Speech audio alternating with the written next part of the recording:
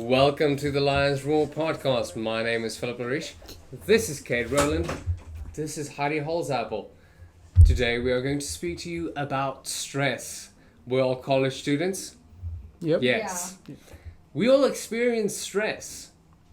This is Yeah. where you say yes.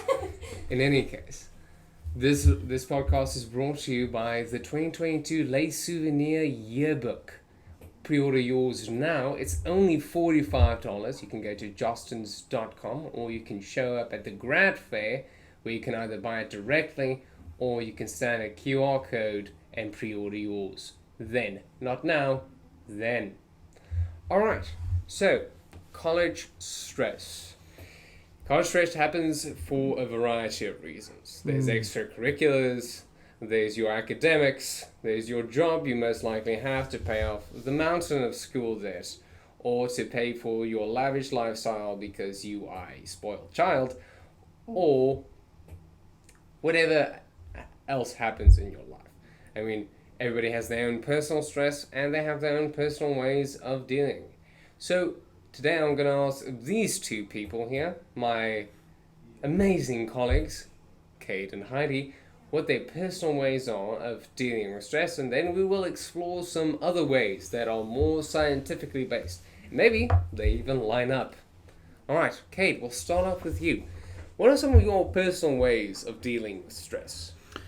Well, especially in times like this, what I like to call the midterm slump of the semester, where arguably one of the most difficult, if not the most difficult point, if I have a big array of assignments that are given to me and they're all due, because I mean that's very common, at least in my courses. A lot of them have been, oh, this is due like in 2 days, or this is due at the end of the week. I don't usually have anything that's due like the next day after immediately. So rather than try and put everything on the back burner, I know if people procrastinate, that can be an issue. A way to kind of get around that, kind of reduce stress, I'd say, is to kind of break up your assignments into little sections throughout the week. So, and put priority towards the ones that have an earlier deadline. Yeah. So, if you have something that's due, like for example, you have something at the end of the week that's due on Friday, and you have something that's due Wednesday, and if you're assigned both of them on like the beginning. Say Tuesday, you can work on the thing that's due Wednesday, and then the day after that, you can just take like 1 or 2 assignments that are due at the end of the week. Mainly just, instead of trying like sit down and do everything all at once, try and break it up and manage your time. Be realistic with how much you're going to dedicate daily to doing homework, because I know some people like to do it all at once, but that can just add even more stress. So. Yeah, that's a pretty good idea. I think generally like people do think, okay, I'm gonna chill now because that's like somewhere far in the future, and you're like taking the present relaxation and not realizing all you're causing yourself is like more built up stress later on. It's like you don't have to let the assignments build up per se, but you don't necessarily need to get everything knocked out if it's due like at the end of the week on Sunday or whatever. Like you don't have to be like, okay, I need to finish everything like right now. Yeah. I think that's just one of the first steps you can take in kind of making it a little bit easier on yourself. Like I've been doing a chemistry homework for the past 3 days that's due on Sunday, but mostly because I'm just stupid and don't understand chemistry. But also partially I'm taking it bit for bit, which is kind of true. But like besides like academic stuff, what's like something you do like personally? Say like you're like, oh, I have all this stuff to do, and my mom wants me to go do the groceries, and I don't even know how to go to a grocery store. I've never been inside there. People look at me when I take a piece of kale from the kale place, and then I feel all anxious. So how do you deal with your own personal stresses and stuff? Personal stress is a whole different ballpark. I mean, certainly college stress does not help it at all. But I think honestly, part of managing personal stress is managing your time well enough to kind of get the things you need to do done, because I find even if I'm dealing with something outside of college, having at least all my assignments finished so I don't have anything to worry about. I mean, me personally, I don't like having like anything to do over the weekend unless I absolutely have to. Yeah. So most of the stuff that's due on Sundays, I'll allot a lot of time towards the end of the week on Friday or so to get it done. That way, on the weekend, the only thing I have to do is just kind of relax, get some time in. Just empty your head. Yeah, empty the head a bit. And I think taking breaks is a very important thing to do as well. Do not overwork yourself. Don't get burnout. And because there was one time where I just wanted to do all my assignments for the week all at once, and it took me like 4 or 5 hours of just sitting down and doing homework. Yeah. And I'm glad I did it in the long run, but I also, looking back on it, I should have allotted time throughout that to kind of give myself a break, because I know a lot of people don't want to take breaks because they're like, oh, I need to get this done now. Like, this needs to get finished. Yeah. But at the same time, it's an interesting topic to tackle because you have people who struggle with the opposite problem of they procrastinate too much and kind of push it on the back burner. So I think kind of managing what you do and doing only like smaller amounts of assignments for more days kind of fixes both sides of that issue. Yeah. Yeah, that makes a lot of sense. I think that goes very much with, I mean, whether you're religious or not, the idea of like a Sabbath day, like a day where you just kind of like open up for yourself and do nothing. You just like let yourself just kind of like lay back and be a potato for the entire day. Potato. Yeah. Like my days usually to do that is like on Saturdays. I go to Baton Rouge, I go to my girlfriend's house, and I just kind of like sit there and chill out with her and like do nothing, just focus on just relaxing for a day, and then after that, you can start all the working day again. But Heidi, from your side, what is some of your own like personal ways to deal with stresses, and how do you go about it? Well, a lot of my personal stresses deal with outside sources. So, of course, school is always a thing. But sometimes you have stress like, oh my gosh, my dog ate my shoe. My, oven isn't working and I really wanted to cook this pizza. Or like, you got a bottle cap stuck in the drain and you're like, oh my god, now I can't use it because it's going to fall and I'm going to mess up the pipe. All outside sources like that, I've had to put a mindset in that if I can't fix it, I can't worry about it. So I'm getting rid of the stress that I can't fix. Another thing that I do is I try to use like a fast process on things. So recently I just had a Spanish exam. Did not go well. And I was thinking, oh, well, if I would have studied, I should have done this better, I could have done that. Should have, would have, could have, but I didn't. No bueno. No. Mm-hmm. So the only thing I can do is say, okay, this is what I did. This is what I'm going to do better next time. Yeah. And I feel like that helps me with not stressing about what I did, because if you're an overthinker, everybody can overthink a little bit. Oh, yeah. And everyone does it with school assignments after they get that grade back. You never calculate what you got right. You never look at the questions you got right. You're just like, oh, man, I got that wrong, and that was such an easy question. But you also have to reward yourself for what you got right. Right. And I feel like that applies with life. You had a bad day. One thing went wrong. But what did go good? And I feel like that helps keep a balance of happy versus stress in your life. Right. It is what it is. I mean, at the end of the day, you can't if something goes wrong, because that's something that, I've worked on with self-improvement growing, like from high school to college, because in high school, I pretty much held pretty good grades. I never really got anything below A's and B's throughout high school. And I'm not trying to brag on that or anything, but whenever I did make a mistake or I failed, I thought it was the end of the world sometimes. Thinking back on that, it was almost silly, how much I got stressed from getting a C once or getting a D.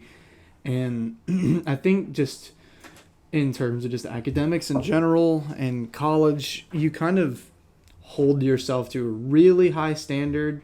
Depending on the teachers you have, they also hold you to high standards. And sometimes I think people just need to realize it's okay to get a C on a test, or it's okay if you tried your hardest and you allotted your time. Because that's just kind of how humans are. We just think more terms of what's negative, oh, I got this, like you said, I got this wrong, or this went wrong, or this is what's going badly for me right now. And we kind of tend to lose sight of what's going well, and it's hard to get yourself out of that mental rut. But if you try and make a conscious effort and be like, positive mental attitude, you can kind of solve those issues, and it helps at least manage stress a little bit. Because if you're like, okay, let's calm down, it's not that big of a deal if you think about it in the grand scheme of things. It's okay to fail sometimes. It's how you learn. Yeah. There was actually a marble method that someone just taught me recently. I'm an Excel scholar, so we have inspirational speakers come to speak to us. And Mr. Gary, he came in and he taught us this thing called like a marble method. And I feel like it really helps with some people who are more visual to replace stress with happy. So in a very short rundown of the marble, it's you have 10 of them in like a little vial or box, whatever you like, and all of them are colorful, and that starts off your day. It's like all happy, it's great, you just woke up, nice little morning. For each bad thing that happens, you replace a bright marble with the dark one. So like a dark purple, violet, black, brown, whatever color marble you have. And you have to think about something else that makes you happy, whether it be your friends, if you like concerts, for people who are music lovers, if you like hanging out with your friends. Think about things like that, or go and do that so you can replace that marble and mentally and physically replace the happiness. Extricate that. Yeah. Yeah, I think two things is I think we need to realize when something bad happens or something that you don't feel was like up to standard, it's done. It's over. You need to be like, okay, I didn't get what I wanted on this test. This thing happened. I made this mistake. What have you? But it's done. It's unchangeable. It's in the past. I just need to go on. Because why does it bother me? It bothers me because it wasn't according to what I want. Well, you obviously know what you want then. So just go with that in the future. Just look forward. Forget about the thing. Or not necessarily forget, because, you're not a goldfish. But just leave it behind. Just move forward with that. Right. Set up some new goals or some new ideal and work towards that.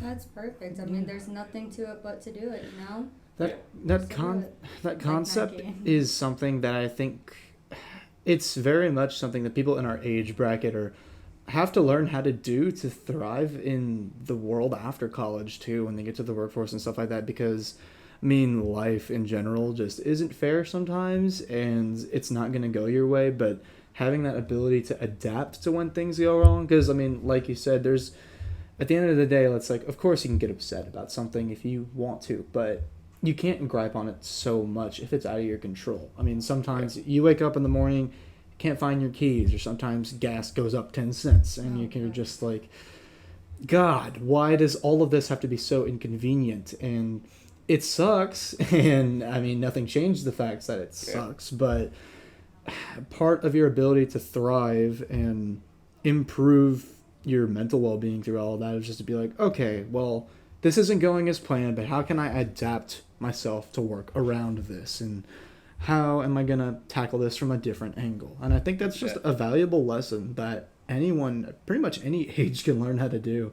It's a very good thing to learn that just sometimes things don't go according to plan, and just worrying yourself too much about it just doesn't accomplish much. Yeah, I think we're too prone as human beings to try and paint our lives in general as like some overarching story, like where the main character of someone's like, oh, I just see this list of bad things happening. My life is just characterized by bad things, and I'm just stressed out. And I'm like, no, there's just a bunch of like single instances, something bad happened, and like I said previously, just forget about it. Those are just single instances. They don't define some grand overarching story.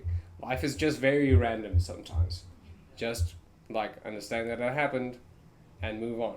And I think just in terms of like dealing with the bad times as they come, like we've said previously, you need like your little like outlets, like either the marbles thing or going and doing something that relaxes you, be that like writing in a journal or doing poetry. People sometimes forget the large effect that has on like just relieving yourself, especially of stress, of just going and saying, like I personally have like a little poetry journal. I wouldn't read it to anyone because it's it's probably horrible, but still it's very good for being an outlet.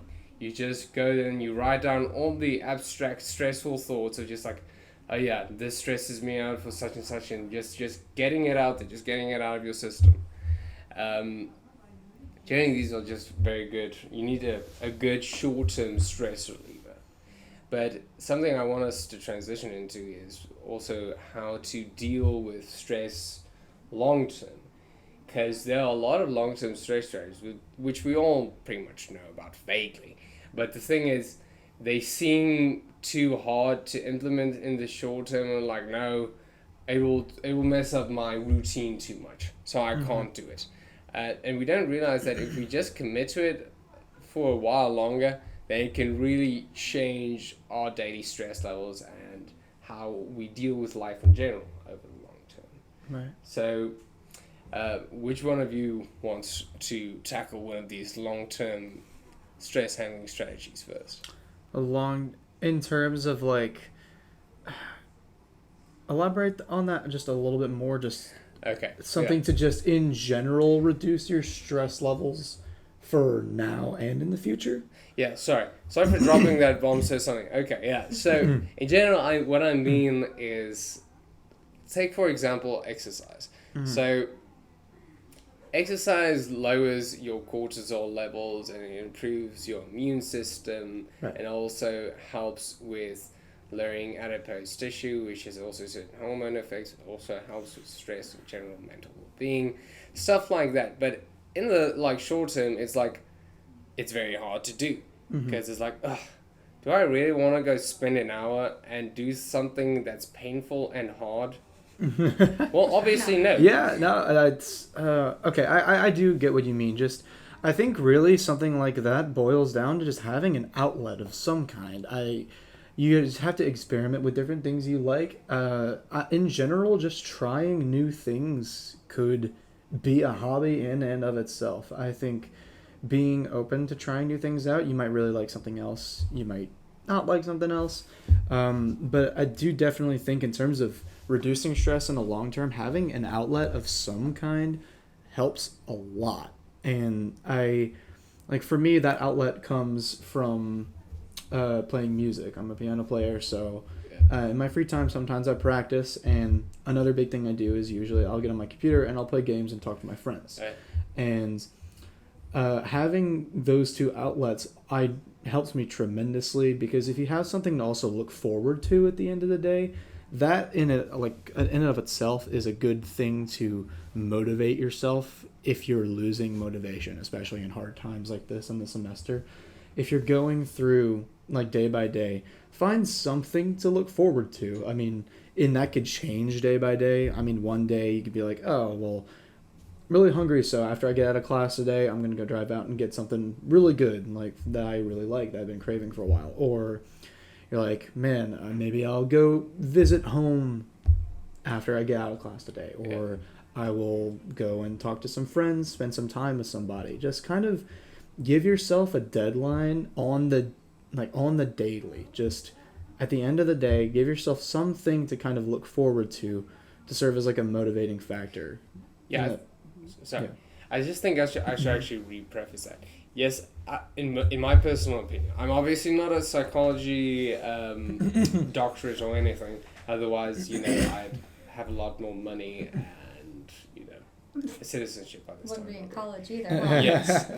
Obviously that one, yes. But I think in terms of, things like outlets and the breathing exercises and poetry and the marble thing, to me, they are much more handling the symptoms of stress than necessarily dealing with curbing the stress itself. So when I mean long-term implementation of something to prevent stress, it's something that chemically changes your body, or things in that regard, to literally prevent the process of, well, not prevent stress itself, because stress is not going to give, but lessen the effects of stress themselves. So take, for example, with exercise and dieting and stuff, and obviously they're the age-old known ones, but it is at the end of the day some of the best known things to deal with it.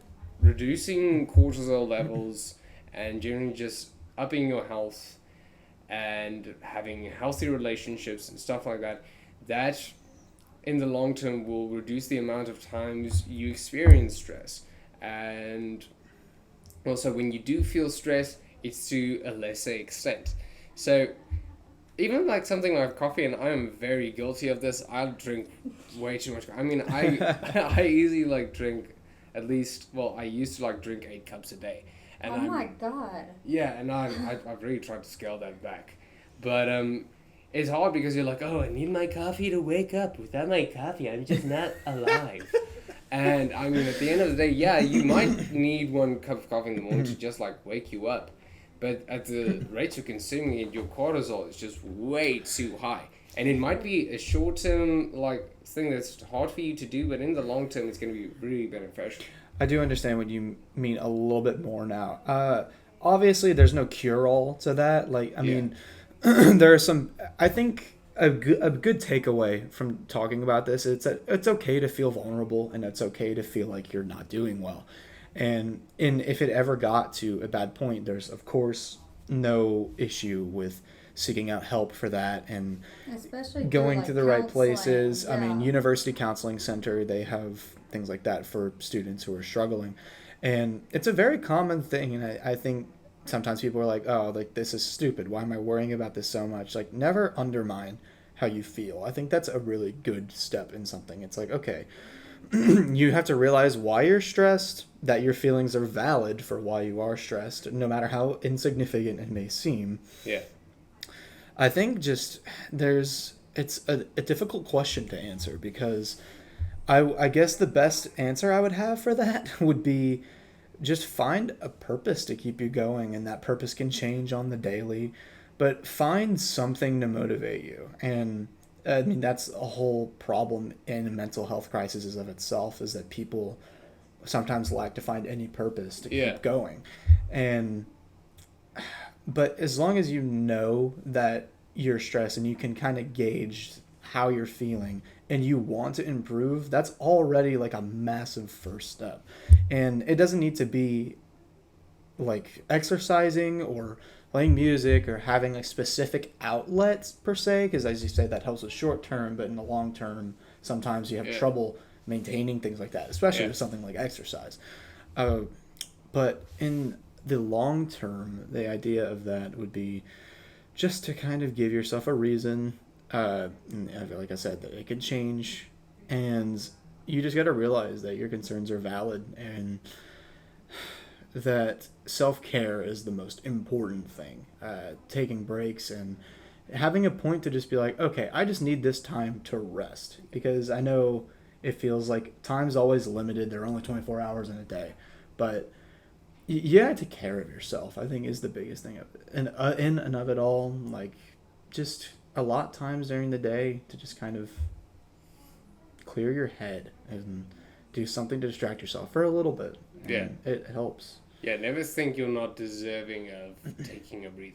Mm-hmm. Yeah. Exactly. And personal time is very important for anybody. Should be like a little bit every day, like at least 5 minutes, you know? Whether you want to do like grounding techniques, like some people literally like to just sit out in the grass, like look at the clouds, or go for a walk. You know, I feel like walking is a nice exercise, like you were mentioning earlier, for long term to lower that cortisol hormone. I also feel like it doesn't have to be intense. Like you say exercise, I don't know. I'm going to be honest real quick. I don't exercise daily, so I'm just throwing that out there. Now, for other people who don't like to exercise as much, they could go for a short walk. It really helps to clear your mind, get things out, and just enjoy the beautiful scenery. Another example could be like yoga, doing some stretches. That's a form of exercising that's not as harsh on your body, but can still help in many ways. Another way could be like through, some people like to meditate, you know, just like sitting out, listening to some kind of nature sounds or like calming music, whatever you may enjoy. And I also feel like there's this thing, it's a certain breathing technique. They call it the box method. I don't know if y'all would want to ever try it, but pretty much what you do is you formulate like a little box. So you breathe in for 4 seconds, you hold for 4 seconds, you exhale for 4 seconds, and then you hold for 4 seconds. And if you do this breathing technique a couple of times, just throughout the day whenever you're feeling stressed, it actually helps lower your heart rate and your stress hormones just by taking that time to remind yourself to breathe. Yeah. So I found it very helpful. It was taught to me whenever I was stressing very bad. My friend actually taught it to me, and then later on counselors have told it to me, which, as you mentioned, speaking to people is also a good way, because sometimes you just gotta let it off your chest, you know? Counselors are great for that. Sometimes you might not want to talk. And that's why a counselor might be better than a friend, because they know different approaches. But sometimes just getting it all out of your system really helps. And that could be done through exercise if you're a fit person. Or, Oh, but just quickly yeah. on like the exercise. Yeah, exercise doesn't even like mean like going to the gym and like you know Yeah. slapping on a tank top and you know bursting a Get the vein in your reps. head. Yeah. It just means like it's even if you just like take a walk around campus or something. If you're I like, feel oh, like I don't have the that's- time to do it, like, well, take a textbook or whatever walk with you and just walk around campus. Because Yeah. even if you just do something like that, you can tell yourself, I got out and I was active today, and I Right. moved my body, and that will Yeah. just give you that like little jump of feeling like I accomplished something. I did something that was good for me. And if you don't think you have the time, go and look at how much Netflix or Hulu or HBO Max, even Disney Plus that you watch, Yeah. and then look at it and be like, oh, well, I could have walked during that time. And it doesn't have to be a long walk, like you said. Around campus, if you don't live on campus, by your house. I think I personally walk everywhere on campus. I walk to my classes. I walk to the union, and honestly, I think that's more of just of I don't like to have to struggle with finding a parking spot more than anything else. I just kind of like walking. That's stress in itself. But I do agree with that. Just like walking around campus and walking everywhere does at least help you feel a little bit better, because at the end of the day you can be like, well, I got out and I did something. And of course, if there are days where the weather is really nice, you can walk out and kind of just enjoy the breeze. And I really like walking around and listening to music on campus. I think it puts me in a better mood, and it kind of lifts me out of any rut I was before. I just think a main takeaway is that just there's no cure-all for stress, and in one way or another, most people are always going to be stressed about something. Yeah. And I think in terms of stress that it isn't always a bad thing, because stress can motivate you. Yeah. But if it's impairing your motivation and your ability to function properly, then that's a whole different thing. And if you feel unhappy, because I think there's also like a healthy form of stress, because Positive and negative stress. yeah, positive and negative. It feels really weird to call stress a positive thing, but I mean, if you hear me out for a second, just the ability to have that stress for assignments. I mean, why else would you get assignments done if there wasn't that motivating stress of like, okay, I need to kind of get this done before the deadline, because if I don't, then I mean, I'll get a bad grade or I'll lower my grade for the class. So it's a matter of balancing your stress levels, not completely getting rid of it, but making it to where you kind of work with the stress and kind of use it to your benefit. Because some stress is due, like we've previously said, it's due to an event that you don't have control. Like, say you're about to write a test, you're always going to have stress. But there was nothing that you could do to help that situation. Trying to prevent yourself from being in situations where you, I think negative stress is also something, if I remember anything about AC 101 correctly, is that if you have, not purpose, but if you have put yourself in a situation where you experience stress where you could not have, then that is something you need to try and avoid. Like, say you're stressing because you're like, oh, I don't know enough about this chemistry test because I didn't study enough. But that's something that you could have prevented. It's trying to prevent situations like that. But like you said, there's no cure-all. At the end of the day, all you can do is, in the long term, try and have a lifestyle which minimizes your stress, minimizes adrenaline, cortisol as much as possible, and also having valid outlets. And I also like the word you used earlier with balance. Balance is very important for your stress and happiness, but the other important balance to help lessen stress is the work and life balance. So obviously, if you're at school and you go to work, like you said, 'cause most of us work to pay off these student debts. If you have one, if you have scholarships, that's great too. Then you got to pay for the expensive gas that we have. But I mean, yeah, that is stress these days. But I mean, if you're going from school to work to home, and then you're doing homework assignments, and then professors are like, "Oh, I need you to practice for so many hours in this class just for me." How many hours can you have in a day to do all of that? And that's when the balance would come in. I think a lot of it just has to do with a change in mindset, because Yeah. I had a conversation with a friend of mine recently, and it was a deceptively simple topic to talk about, but the more I thought about it, the more I was like, man, that solves a lot. He told me that people need to take themselves less seriously. And I listened to that and I was like, well, yeah, duh. I mean, if you take everything seriously, then you're not going to have fun with anything.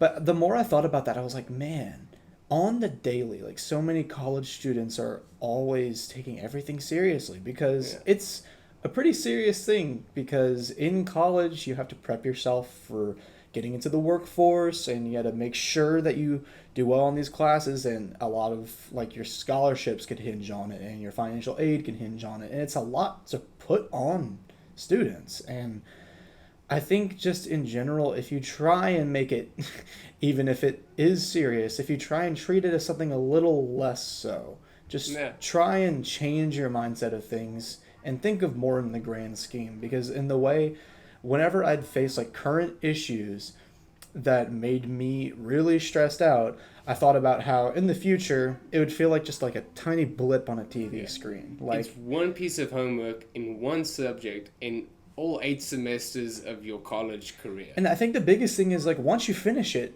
it's done. You don't have to worry about it anymore. And I think that's why it's empowering to complete your assignments, because just as much as the stress has an impact on you, the ability to finish and actually completing your work for the week and relieving that stress also has a big impact on you. Because I'm pretty sure a lot of college students would agree with this, that having a lot of stuff to do and then actually finishing it and getting it done, you just feel good. It releases something. You're like, God, the relief from And now then I you don't have to do reward anything yourself. else. Right. That's whenever I go out for like ice cream, or buy myself the snack I've been wanting. Yeah, treat yourself Or every like once I in a while, just you go, know? like, sometimes I've been doing homework in my apartment all day, you know? So I just want to get out and go to the park and reward myself with a walk, as oddly as that sounds, or a bike ride. I love bike rides. So just rewarding yourself to do what you love is always great after that stress. Yeah, I think also like setting up a work and reward system. Like, say you're like, oh, I know I shouldn't eat candy bars, but you're like, okay, I'm gonna do this. I'm gonna work hard all week, and then as soon as I finish that last assignment on Friday night, I'm gonna eat that candy bar. Yes. Yeah, setting up something like that. It's like a work and reward system. For most things, having that reward system is a way of positive enforcement. And just vent your feelings, too. I mean, you can't deal with everything on your own. You need to have someone that you trust. And I think that of itself, like when I would talk to friends and people that I trust to make me feel better about stress or just something I was going through, it helps more than you think it would. Because I have remembered times where I've gone like full-blown panic attack and have called a friend of mine and we chatted for like a good hour or two, and I remember leaving that conversation with a lot of weight just lifted off my shoulders. Exactly. It's extremely important. Like I said earlier, it's okay to be vulnerable. And I don't know, this might get sappy for a second, I guess, but if anyone out here is listening to this and you're stressed out and you're not sure what to do about it, and just it's a hard point for everyone right now, you're not alone, and your concerns are valid, and talk to someone. Find one trusted person. It doesn't even have to be like that many people. Just find someone that you can kind of vent to, and just in the grand scheme, you're going to be okay. Like, it seems like it's all a big deal right now, but give it like 2 weeks, and then you'll look back on yourself now and be like, man, I was really stressed out, and now I'm still here. I mean, keep going. It's going to be okay. And midterms, I get that they feel like they're never going to end, and the weeks feel longer and longer with each It's one that happens. midterm month. Midterm month, yeah. It's legit. But because labs are like 1 week, and then the next week are some classes, and if you have an online course, you've already done your midterms. But Yep. you're gonna be fine. Work with your failure, and if you even fail, like just try your best, get through it the best that you possibly can. Yeah. And if you fail every once in a while, just learn from it. Yeah. I mean, that's the cycle of life, pretty much. You're likely a 20-year-old. You've barely started life. You have a lot of time left. Don't tell them that. It's like, They might get stressed if they had that much stress before 20. No, but I mean, all I mean with that is you're taking like it's like, I'm this is the kidding, be all. No, no, no stress. We act like it's like the be all and end all. Like this is my life, and I was like, no, you're like barely into a quarter of your life. Take yourself a bit like he said. Don't take yourself so seriously. Like take a breath. Just calm down. because- you have so much time left. because And- if you... Oh, I'm sorry. And like he was saying earlier, if you don't like to talk to people, because some people just straight up don't like to talk about their feelings, Yeah. especially if it's something serious. So if you don't like to talk about your feelings, just yet again think about what makes you happy. Like Yeah. me, I love the beach. I don't know about y'all. I was born in Hawaii. I love the sand. I love the water. So whenever I'm feeling stressed, I just like to think about the beach. You know, if you have a very vivid memory of a place where you were happy, bring it back and just think on it for a second. And just thinking about it is going to make you feel so much happier than the stress and anxiety you may have been feeling a second before. Just because you said that, I'm not there. Well, you can't. That's why you use a vivid memory, so it feels like you're. Yeah, there. that's even worse. It's like, wow, it's so vivid in my head. This place I really want to be, but I can't be.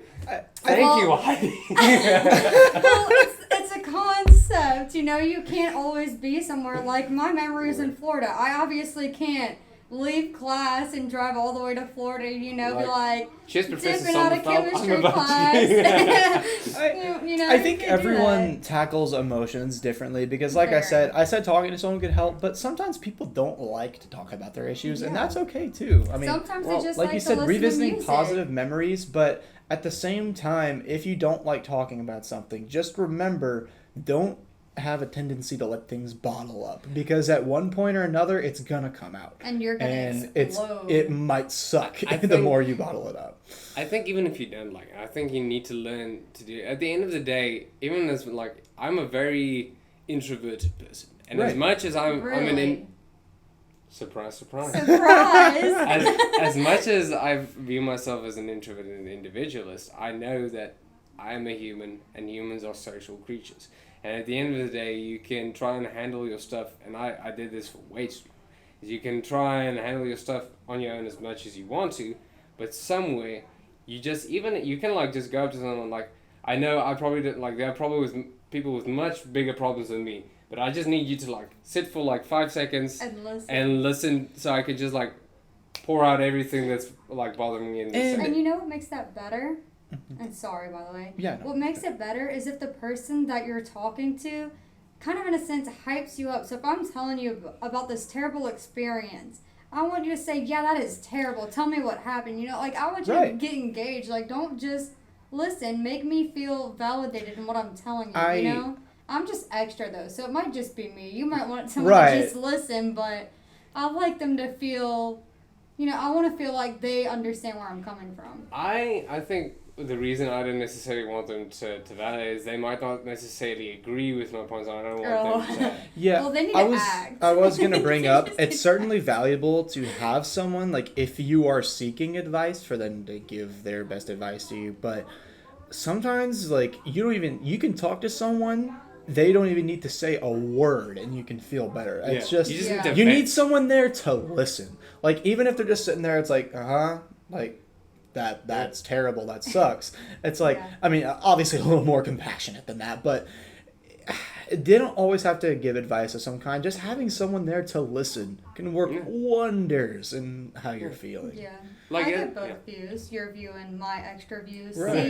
See, to put that into perspective, whenever I go to my mom or my boyfriend, they're more listening, they're more understanding. They're like, yeah, I feel you, like I hear you. No, my brother Andy, He is in the Army right now, so I can't call him up as often. He's actually deployed overseas, but he is the one who will, like, I don't know, it's just the extraness that he gives, like, the heart that like he, lay it down and yeah. Listen here, Hydee. This is what you... Yeah, like, okay, for example, say I'm mad. Like, I wrote a paper and freaking Microsoft didn't save it after I hit the autosave button. I'm like, this stupid software couldn't do its one job. He's like, yeah, screw that software. Go to Google. You don't need it. And it's like, sometimes... Call Bill Gates. Tell him, hey man, you made some stupid stuff. Reach into the server and grab my file from there. I need it. But sometimes just him getting, not like angry with me, but like relating to what I'm saying helps. Because it makes me feel like, okay, so I'm not alone, you know? So he's voicing his opinion while listening, and I feel like it helps. If it fits, because you said sometimes it doesn't fit. Yeah, because, like yesterday, I had this thing that like irritated the living hell out of me. Are you going to inform us on what it is? I can't say, because, okay, so there was this... Can you tell me off air? I'll tell you after. So, in this one class, there's this one person that makes this noise every now and again that sometimes bothers me.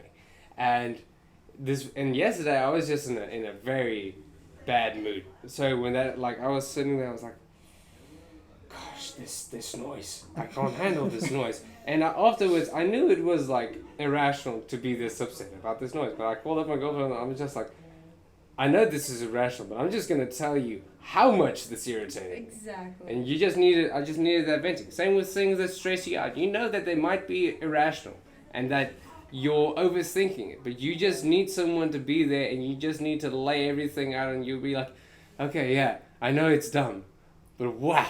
And I'm done now. Proceed with what you wanted to tell me. Yeah, I do that kind of stuff a lot. Yeah. All right, guys, I think I've basically said everything I want to say. Anything from you? No, I think pretty much all the main points I got out there. I guess my closing point for this will just be the thing I want to stress more than anything else is that if you are... That was not intentional, but I wish it was. If you're struggling this week, and if you've been struggling for the past month, past year, whatever, if you have been in a bad spot, it's okay. And in the grand scheme of things, even if it feels like it's never going to end, you will be okay. Find help, talk to people, and find ways. Maybe take some tips from us. I don't know. Find what works for you. Maybe we're just stupid college kids. We're just as clueless as anyone listening to this. We're also college students. We don't know the answers to everything. But I think that just find ways to manage your stress. And just remember your feelings are always valid no matter how insignificant they may seem. Yeah. Yeah. And I guess my closing statement will just be... find the outlet that works for you. Like we were talking about our ranting to somebody. If that doesn't work for you, don't do it. I mean, find what works for you and stick to it. Screaming to a pillow. Screaming at the beach. Y'all, I love the beach. I know y'all don't like the beach. I like the beach. I just don't like thinking of the beach when I'm not at the beach. Okay, but not gonna lie, the picture into an endless void. The picture of looking at open ocean and just screaming into the open ocean does relieve a little bit of stress on my shoulders thinking about it. It does, because just think about it. Usually, especially if you're in Georgia and you have the full Atlantic coast or something, you're just screaming into this endless void, and you're just letting out all of that negative energy into the atmosphere. Not literally, it's not going to kill anybody because, it's not like toxins. But I'm just saying, releasing it, for me, helps sometimes. That sounds a little weird. You probably don't imagine me being someone who screams loud. Well, that's probably why you can be all smiles in front of us. It's because you scream at the ocean. Could be. Maybe the fish are intimidated. I wouldn't know. But I mean, just...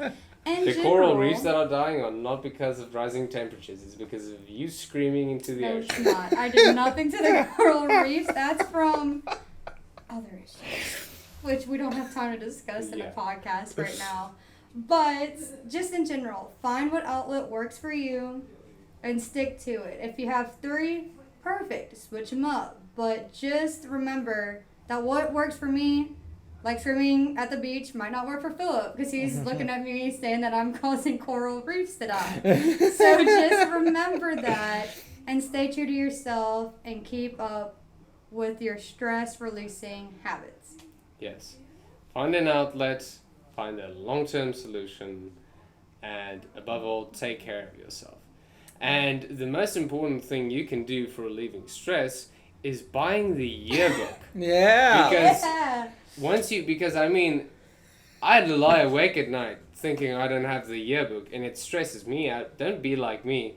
Buy the yearbook. And you can always look back at the fun memories. What better way to relieve your stress in the future than looking back at your positive college memories? Yeah, then looking back about how good you used to be. Oh. Or how far you've come, maybe. So pre-order the yearbook today. Yes. Right now. Go to the grad fair. Go buy it there. You can see our beautiful faces. Maybe. I might be there at the same time you are. You can come get my autograph. Maybe. Maybe. Ooh, we're going to be famous now. Yes. In any case, thank you very much for listening to us today. And we hope you have a pleasant day and a pleasant life. Facts. I have been Philip. He has been Cade. And she has been Hydee. Thank you. See you next time.